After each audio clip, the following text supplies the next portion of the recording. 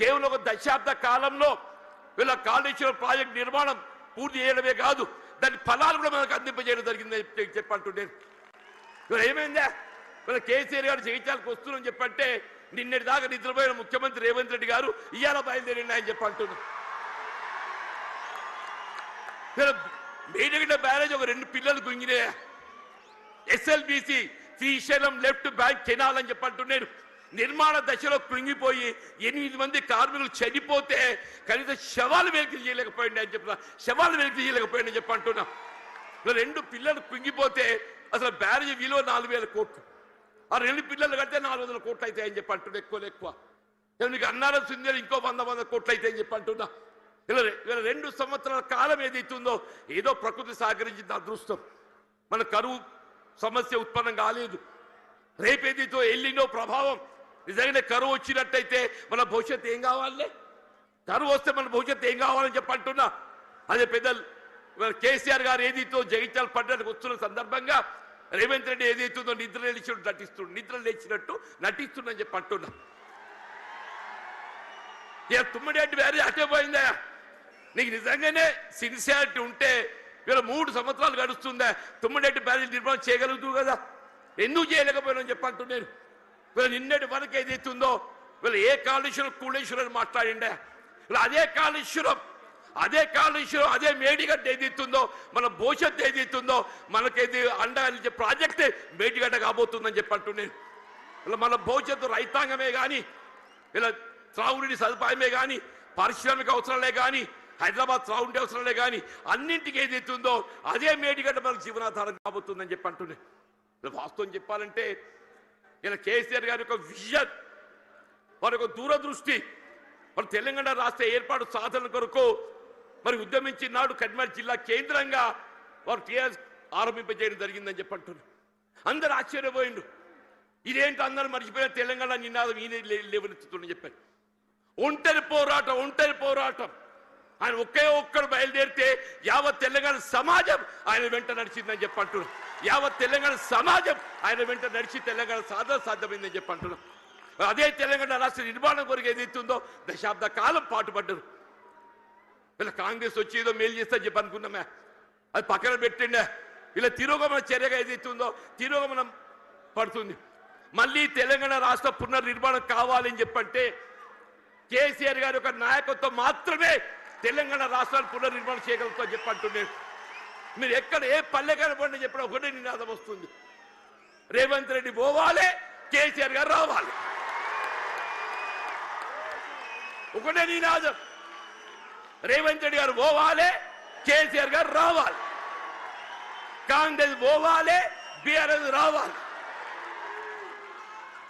అంటే ఏంటి, ప్రతి పల్లె గుండెల్లో ఏదైతుందో ఇవాళ ఈ నినాదం కేసీఆర్ గారు ఇవాళ వస్తుంటే నిజంగా చెప్తున్నా మొత్తం కూడలని యువత ఉత్సాహం కేరింతలు చూస్తుంటే మళ్ళీ తెలంగాణ రాష్ట్ర ఏర్పాటు ఉద్యమ దినాలు గుర్తుకొస్తున్నాయని చెప్పంటున్నా. ఆనాడు తెలంగాణ రాష్ట్ర ఏర్పాటు ఉద్యమ సమయంలో కేసీఆర్ గారు నడుస్తుంటే యువత కేరింతలు ఏ విధంగా ఉండేనో ఇవాళ కేసీఆర్ గారు జగిత్యాల పర్యటన ఏదైతుందో మళ్ళీ అదే కేరింతల ఉత్సాహం యువతలో కనబడుతుందని చెప్పంటున్నాను.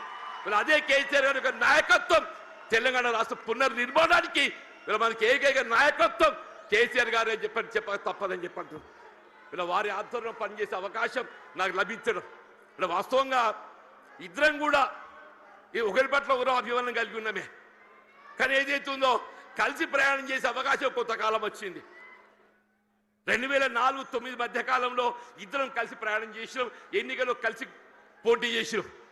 కానీ ఏదైతే కాంగ్రెస్ పార్టీ ఏ తెలంగాణ రాష్ట్ర ఏర్పాటు లక్ష్యంగా మరి ఎన్నికల ఒప్పందం కుదుర్చుకోవడం జరిగిందో ఆ తెలంగాణ రాష్ట్ర ఏర్పాటు ఏదైతుందో జాప్యం చేయడంతో కొంత నీరుగాచి పెద్ద చేయడంతో ఏదైతుందో వారు అనాడు కేంద్ర మంత్రి పదవి త్యాగం చేసి కేంద్రంలో మంత్రి పదవి త్యాగం చేసి రాజీనామా చేసి పార్లమెంటు ఉప ఎన్నికలు వారు వస్తే మరి కాంగ్రెస్ పార్టీ పక్షాన అసలు ఛాలెంజ్ ఇచ్చినోడు పక్కకు వేయండి. కేసీఆర్ గారిని ఎదుర్కోవాలంటే మామూలు విషయం కాదు, కేసీఆర్ ఎదుర్కోవడం మామూలు విషయం కాదు అంటూ నేను అన్నాడు. ఏదైతే ఇదే కాంగ్రెస్ పార్టీ నన్ను దొరకబట్టి ఆయన ముందు నిలబెట్టిందా, నన్ను దొరకబెట్టి వారి ముందు నిలబెట్టిందని చెప్పి అంటున్నా. నేను ఏం చెప్పాలి, నా కోసం ఏం చెప్పాలని చెప్పి అంటున్నాను. అంటే నిజంగానే వారిని అడ్డుకోవడం సాధ్యమేనానే? వారికి ఎందుకు ఒక లక్ష్యం ఉంది, తెలంగాణ రాష్ట్ర ఏర్పాటు లక్ష్యం ఉందని చెప్పంటున్నా. ఆ లక్ష్యాన్ని అడ్డుకోవడం సాధ్యమే అని చెప్పంటున్నాను. అది ఎవరితో సాధ్యం కాదు. వారు ఏది 2 పర్యాయాలు ఉప ఎన్నికల్లో గెలిచి యావత్ తెలంగాణ సమాజాన్ని జాగృతి చేసి తెలంగాణ రాష్ట్రాన్ని సాధించడం జరిగిందని చెప్పంటున్నాను.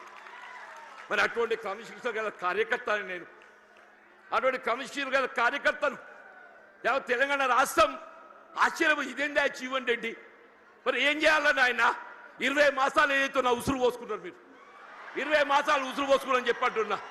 నేను ఇంతకాలం ఈ మానసిక క్షోభ నేను భరించాలని చెప్పంటు నేను. సాధ్యమే అని చెప్పండి అన్న చెప్పంటు నేను 4 దశాబ్దాలు కాంగ్రెస్ పార్టీ బలోపేతం కొరకు అకుంఠిత దీక్షతో ఏదైతుందో నేను పోరాటం చేసి నేను పాటుపడితే చివరికి దక్కింది ఏందే, చివరికి దక్కింది ఏంటి అని చెప్పంటు నేను. ఆల్రెడీ ఈ వాయిస్ లోపల నాకు ఈ గోసేంది అంటూ నేను. ఇవాళ 75-76 సంవత్సరాలు వచ్చినాయి అంటున్నా. నా జీవితం చివరి దశ చేరుకుందని చెప్పి అంటున్నా. నా జీవితం చివరి దశలో ఏదైతుందో నాకు ఈ మానసిక క్షోభ ఏంటి అని చెప్పి అంటున్నాను. ఇవాళ కేసీఆర్ గారు పెద్ద మనసుతో ఏదైతుందో మరి నా చేయూత నాకు ఏదైతే చెయ్యి అందించి నాకు అండా నిలుచుండని చెప్పి అంటున్నాను. అదే 4 దశాబ్దాల కాలం కాంగ్రెస్ పార్టీ సేవలో, కాంగ్రెస్ పార్టీ నిర్మాణంలో నేను పాటుపడితే నా చివరి దక్కింది అయింది.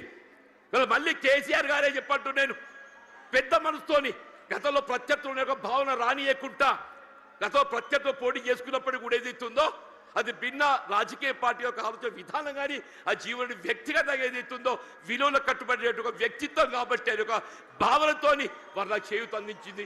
అంత గొప్ప మనసు అని చెప్పంటూ నేను. దయచేసి ఇలా జగిత్యాల గడ్డ నేనేదో ఆశించి కాదు నాయన, నేను అన్ని చూసినా, నేను చూడని ఏమీ లేదు. ఈ 4 దశాబ్దాల కాలంలో చూడని ఏమీ లేదు. ఇవాళ ఒకటి ఇవాళ రాష్ట్రాన్ని పట్టుకుని శని పీఠ విరగడ కావాలని చెప్పంటు ఒకే ఒకటి ఈ రాష్ట్రాన్ని పట్టుకొని శని పీఠ విరగడ కావాలని చెప్పంటున్నా. ఆ శని పీఠ విరగడ కావడానికి కొరకు ఏదైతుందో కేవలం కేసీఆర్ గారి యొక్క నాయకత్వంతో మాత్రమే సాధ్యమవుతున్న భావనతో ఏదైతుందో ఇవాళ కేసీఆర్ గారి యొక్క నాయకత్వంలో బీఆర్ఎస్ పార్టీ చేరదొరుకుతుందని చెప్పంటు. దయచేసి ఇంతకాలం నాకు అడ్డాగా నిలిచిందా మీరు? నిజంగా మీ అందరికీ నా చేసే జీవితం మీ అందరికీ నీ సేవ చేసి రుణం తీసుకోలేని చెప్పంటున్నాను.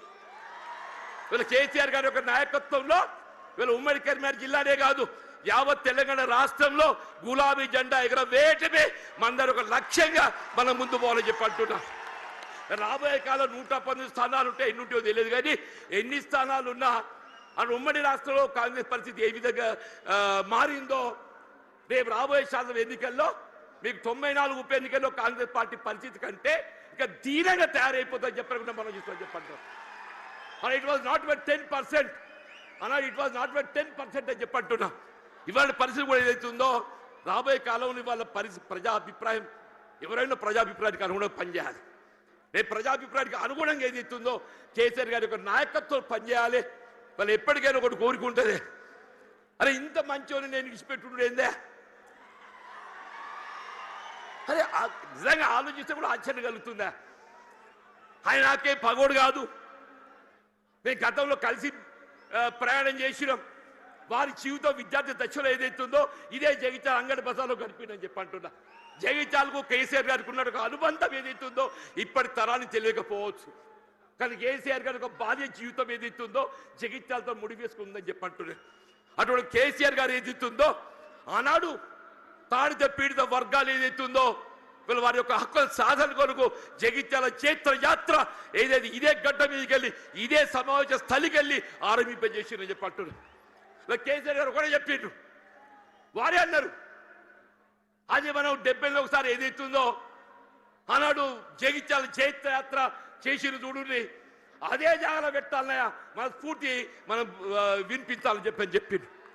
వారి ఆలోచనకు అనుగుణంగా ఏదైతుందో కేసీఆర్ గారి ఒక చైత్ర యాత్ర ఇదే జగిత్యాల గడ్డ నుండి ఇదే కేంద్రానికి వెళ్ళి వారు పిలుపిస్తున్నారని చెప్పంటున్నారు. ఇలా రాష్ట్రంలో గులాబీ జెండా ఎగరవేయడం, కేసీఆర్ గారిని తిరిగి ముఖ్యమంత్రిగా ఏదైతుందో నెలగో వారు ఏర్పాటు చేసుకొని ఈ రాష్ట్ర పూర్తిగా తోడ్పడడం మన ఏకైక లక్ష్యంగా పనిచేయాలి. మరి ఆ విధంగా పనిచేసే అవకాశం కల్పించినందుకు వారికి హృదయపూర్వక ధన్యవాదాలు చెప్తామని చెప్పండి. వాస్తవంగా ఏదైతుందో కేటీఆర్ గారు హరీష్ రావు గారు వాళ్ళు రావాల్సిందే, వారికి వేరే బాధ్యత అప్పగించడంతో మరి కేటీఆర్ గారు హరీష్ రావు గారు రాలేకపోయిండ్రు. వాస్తవంగా ఈ సభ సమావేశం ఏర్పాటు చేయడంలో చొరవ చూపెట్టింది కేటీఆర్ గారు, హరీష్ రావు గారు అని చెప్పి అంటున్నా. కేసీఆర్ గారి యొక్క ఆలోచన విధానానికి అనుగుణంగా దీన్ని రూపకల్పన చేసింది కేటీఆర్ గారు, హరీష్ రావు గారు అని చెప్పి అంటున్నా. ఏదైనా కానీ ఎక్కువ అంటే ఎందుకంటే మీ అందరికీ కేసీఆర్ గారిని వినాలని ఉందా? అందరూ అనుకుంటూ వీడేంద్ర నడవ ఎంతసేపు నిలబడతామని చెప్పని. ఇప్పుడు జీవన్ రెడ్డిని ఎప్పుడు చూసినాడో ఇటు కొత్త కాదు కదనే. నేను పేరు ఇంటికి నల్లగున్నప్పటికీ చూసిదా మొత్తం ఎంటికలు అన్ని నెరిసినయ్యాలి, ఒక్క నల్లెట్టుగా దొరకదట్లేదు అన్నట్టు. అటువంటి జీవన్ రెడ్డి గురించి ఏదైతుందో వీళ్ళు ఇక్కడ తెలియని పౌరులు లేడు. జగిత్యాల గడ్డతో నాకున్న అనుబంధం అలాంటిది, ఆత్మీయత అలాంటిది అని చెప్పి అంటున్నా. నా భావి జీవితం, శేష జీవితం ఏదైతుందో కేసీఆర్ యొక్క నాయకత్వం లోపల తిరిగి ఏదైతుందో బీఆర్ఎస్ పార్టీ ప్రభుత్వం అధికారం రావటం ఏకైక లక్ష్యంగా ఏదైతుందో మన అంతా నడుము బిగించాలని చెప్పి కోరుతూ నేను సెలవు తీసుకుంటున్నా. జై హింద్, జై తెలంగాణ, జై తెలంగాణ, జై తెలంగాణ. కేసీఆర్ గారి యొక్క నాయకత్వం